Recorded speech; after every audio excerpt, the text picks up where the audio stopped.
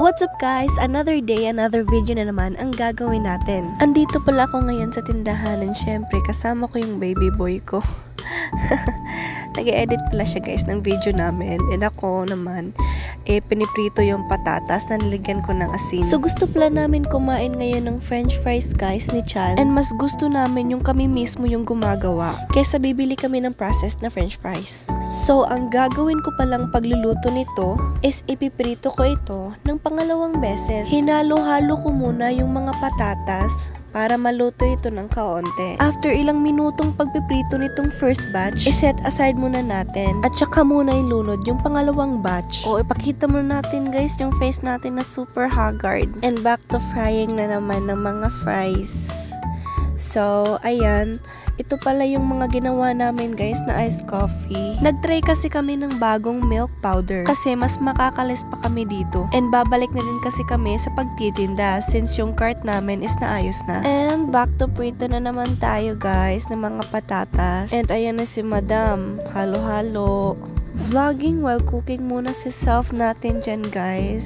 Smile pa siya oh. Kahit pawis na. Mainit pala dito sa tindahan namin guys since walang ceiling fans sa room na ito. At sa moment na ito is malapit na palang maluto yung french fries natin. Ilang minutong pagpiprito na lang and finally matitikman na natin yung french fries. And ayan, ipakita ko muna yung face ko guys kasi palaging french fries na lang yung pinapakita ko sa inyo. And palpak pa talaga yung pagka-video kasi yung baba ko lang yung nakuhanan. And ayan, nakita na talaga yung haggard na face. Sana pala hindi na lang pinakita kasi napakalagkit ng mukha.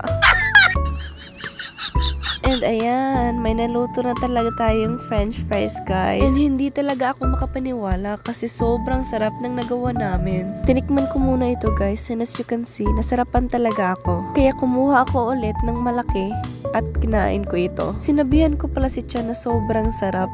Kaya kumuha na din siya at hindi siya nagpahuli. Pero natatawa talaga ako guys sa mukha ni Chan kasi sobrang init daw. And ayan, sabi niya napakasarap daw. Kaya kumuha siya ulit and kinain niya. Wow!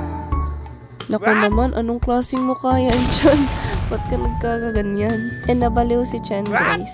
Ito na pala yung naluto guys. And as you can see, napakasarap talagang tingnan. And ayan si Chan, nag-edit pa din. And finally, kakain na talaga kami sa ginawa naming homemade na french fries. French fries, homemade.